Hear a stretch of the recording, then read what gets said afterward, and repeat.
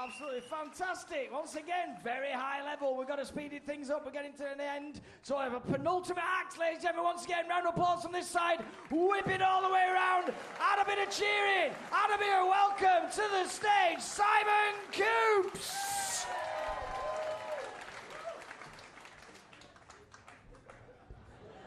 I should have shaken his hand, shouldn't I? Well, good evening, everybody. I'm the only non-Jew in the lineup tonight, so I hope you're...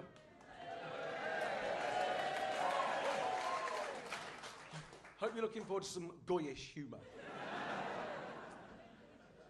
Have you ever done that thing where you get an email chain forwarded to you and you can't resist just looking through it all because you might find some juicy information?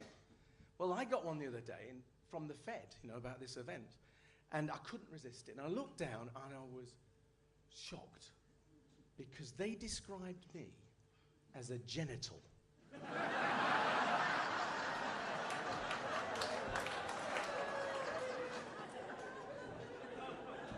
Now, the ladies in the audience are never going to agree with this, but the pain and suffering that a man experiences in his life is beyond your comprehension. It's like giving birth once or twice a day. Sometimes literally. See, the pain and suffering that a man experiences is not linked to reality. It's like we have this enormous storage tank for pain and discontent that's either completely full or completely empty. And that is why, when we stub our toe, we act like we've just kicked a massive pile of broken glass. And it's also why...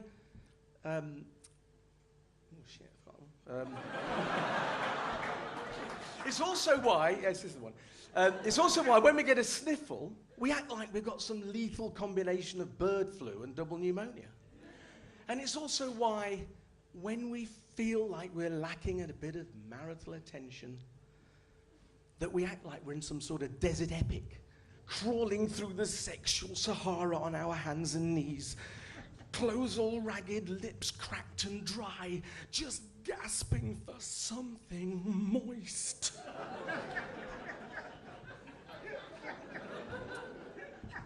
And we can't help it. It's hardwired. There's one thing we can know for certain: we'll never get any sympathy from our women. I hate going to the doctors about my privates. It's how do you describe your bits? It's really embarrassing. You can get all clinical and say, "Doctor, I'd like to talk to you about my penis." But it doesn't sound right, does it? Even the doctors are embarrassed. I had one sort of gaze at my groin and talk about down there. Another who said, "I'm afraid I'm going to have to examine you from behind." I had a friend of mine in hospital last week being given a bed bath by the nurse, and she asked him, "Do you want me to clean your little rabbit?" And the funny thing was, he said no. There's lots of talk of sex in politics these days, isn't there? Like same-sex marriage, for instance.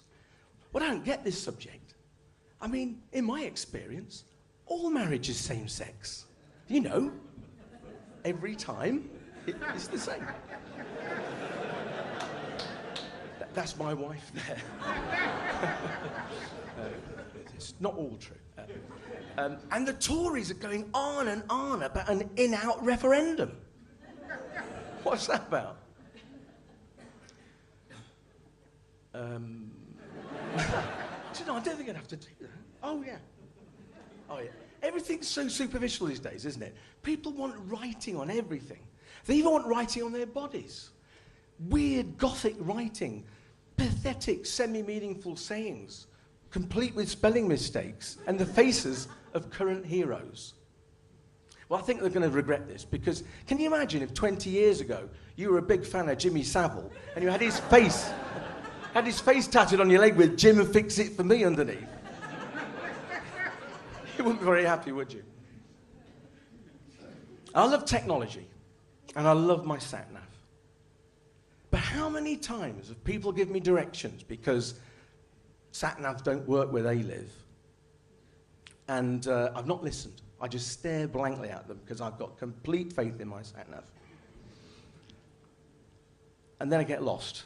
And I call them up and accuse them of living in the wrong place. He says, you should be here on this golf course. What are you doing there?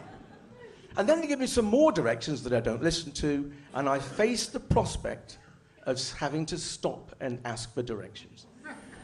I cannot stop and ask for directions. It's an admission of failure.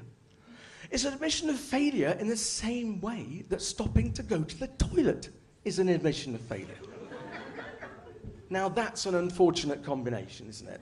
How many times have I got lost on a journey with the full bladder only to press on, driving through housing estates, industrial estates, the distended bladder on my lap, vision turning yellow, barging past my wife as I get home to relieve myself in a cloud of steam, only to find that I didn't quite make it and I just jet washed the airing cupboard and taken all the wallpaper off the landing.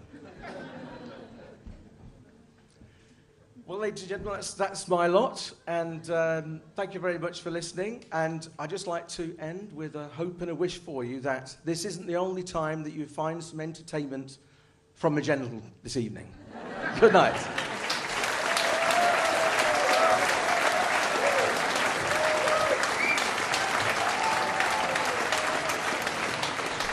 Simon Coops, ladies and gentlemen.